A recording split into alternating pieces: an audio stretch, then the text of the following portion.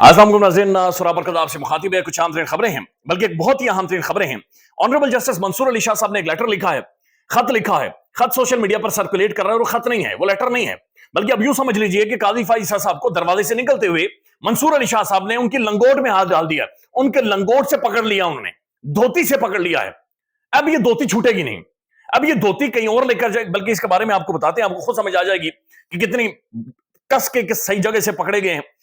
दूसरी खबर जो सबसे बड़ी खबर है, मोस्ट डोमिनेटिंग स्टोरी है, खबर है, इंटरनेशनल खबर सबसे बड़ी बनी हुई है, और वो खबर है कि इमरान खान से मोहब्बत करने वाली, इमरान खान से वफा निभाने वाली, वफा की एक तस्वीर, एक नई कहानी, मोहब्बत की एक नई दास्तां रकम करने वाली खातून इमरान खान साहब की बेगम बुशरा इमरान खान साहिबा, बुशरा बीबी, उनकी रिहाई है। वो इस वक्त केपी के चली गई हैं और वजीर आला हाउस के अंदर वो काम करेंगी। उनके हवाले से खबरें आ रही हैं कि उन्होंने कोई 10 मिनट की कमल शोजेब साहिबा से गुफ्तगू की है। गुफ्तगू क्या की है वो भी आपको बताते हैं, लेकिन बहरहाल बुशरा बीबी बाहर आ गई हैं। ये बात ध्यान में रखें कि बुशरा बीबी को अंदर क्यों रखा गया था, ये समझने की जरूरत है। यानी अगर आप बेनिफिट ऑफ डाउट दे दें, अगर आप ठीक है ये भी कह दें कि कोई चल्ला हो गया था, पागल हो गया था, भूसा भरा हुआ था, कोई बिल्कुल यानी सठियाया हुआ था, एक्सेप्शन क्रिएट हो गई, यानी धजियां चले जमीन और आसमान को मिलाकर भी आप कहते हैं चलिए ठीक है कोई ना कोई कानूनी नुक्ता था जिसकी वजह से बुशरा बीबी अंदर थी। लेकिन फिर सवाल यह जहन में आता है कि खबर मानिका को गायब करके फिर खबर मानिका को सामने लाकर उस खातून की कैरेक्टर असैसिनेशन, उस खातून की जातियात, ये सब कुछ किसने करवाया था? तो इसे बड़ा ऑब्वियस है, बड़ा क्लियर है, इमरान खान को ब्लैकमेल करने के लिए बुशरा बीबी को बाकायदा टूल के तौर पर इस्तेमाल किया गया है। लेकिन क्या कमाल खातून है, ये बहादुरी, जुर्रत, दिलेरी, यानी ये मोहब्बत की इंतहा है। बल्कि बुशरा बीबी को सिर्फ इसलिए अंदर रखा गया था कि वो इमरान खान से मोहब्बत करती है, ये इमरान खान की वफादार थी।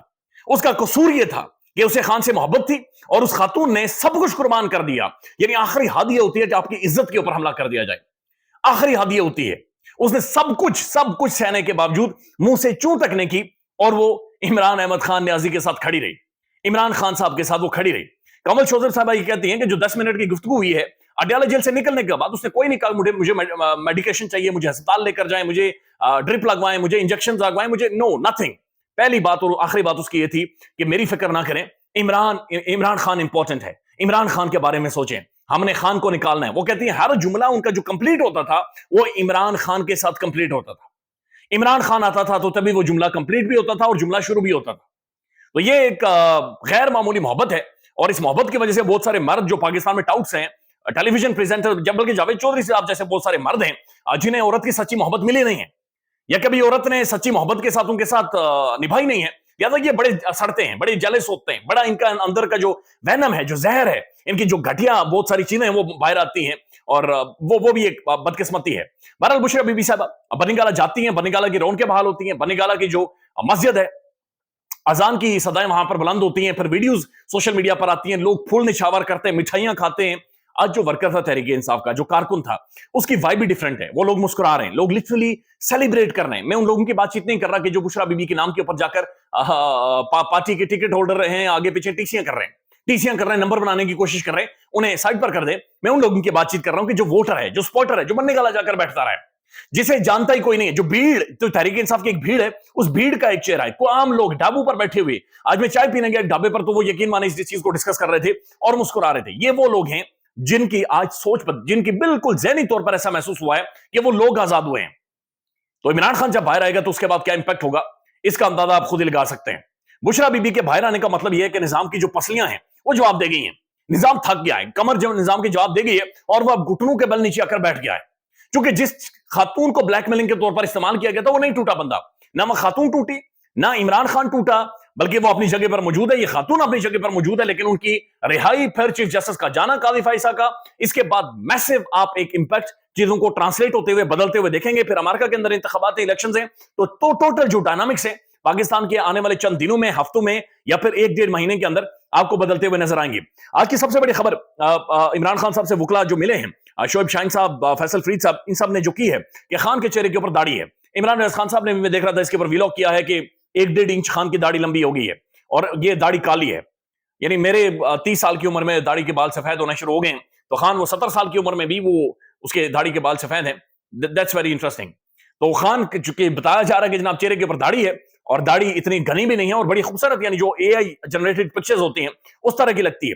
अब इस दाढ़ी की सिग्निफिकेंस है, इसकी एक इंपॉर्टेंस है इसकी एक जनाब फेस वैल्यू है, ये चंद ऑप्टिक्स है।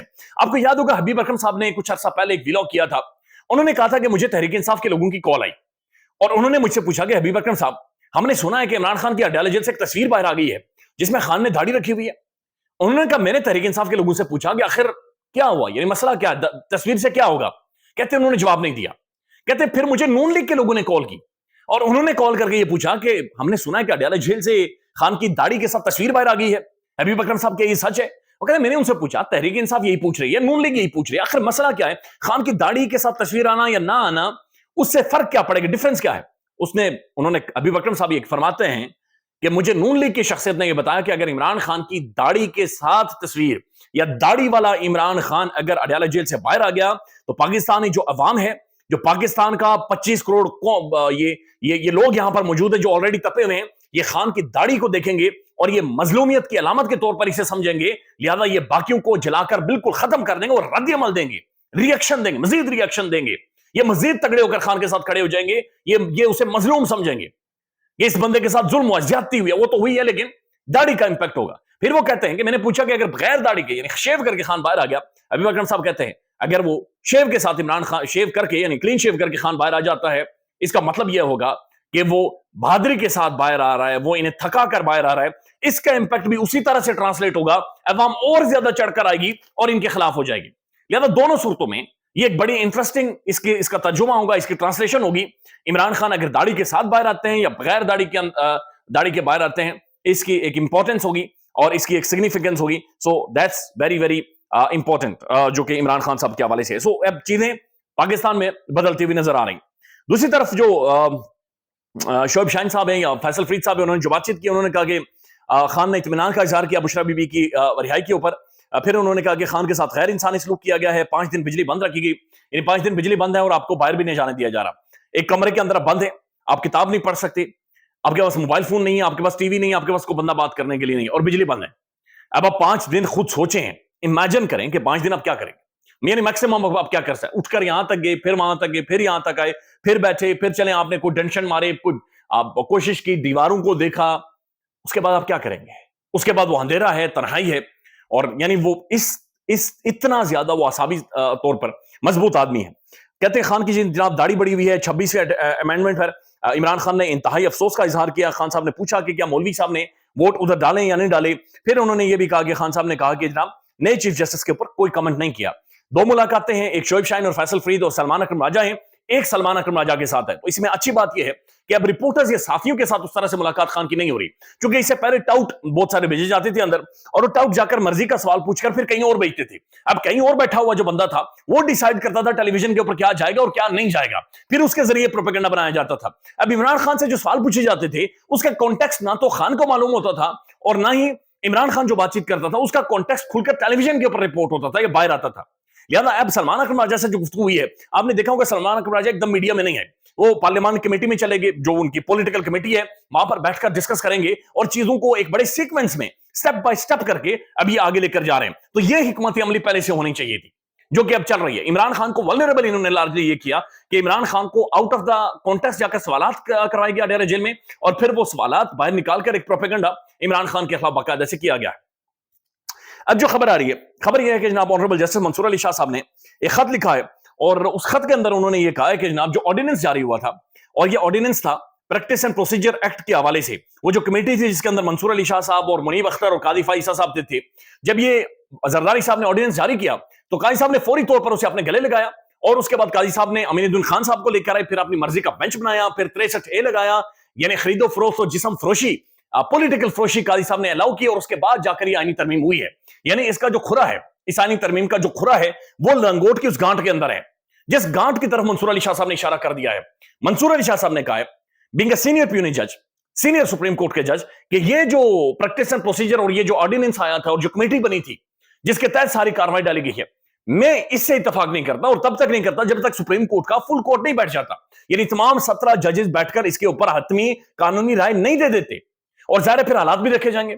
तो इसका मतलब यह है कि मंसूर अली शाह साहब ने उस खुरे के ऊपर हाथ डाल दिया है, लंगोट के उस गांठ के ऊपर हाथ लगा दिया है कि ये अगर गांठ खुली तो फिर पूरी की पूरी लंगोट जाएगी, यानी पूरी धोती भर जाएगी और फिर उड़ती हुई जाएगी, हवा में जाएगी। تو ظاہر ہے جو آنریبل جسٹس ہیں یحییٰ آفریدی صاحب جو چیف جسٹس پاکستان کے بن گئے ہیں وہ تو قاضی صاحب کا گند نہیں اپنے ساتھ لے کر جائیں گے, وہ تو گند صاف کریں گے. اور گند صاف سب سے پہلے یہ ہوگا کہ فل کورٹ بلائیں اور جناب یہ فیصلہ کرے. یہ منصور علی شاہ صاحب کے ساتھ کیا ہوا جناب, انہوں نے جو اعتراضات کیے تھے, پھر منیب اختر صاحب کو کیوں باہر کیا گیا, منصور علی شاہ صاحب نے چند ایک سوالات پوچھے جس میں قاضی صاحب نے کچھ اور باتیں کی دیوانوں والی, لہٰذا یہ اس طرح سے نہیں چلے گا.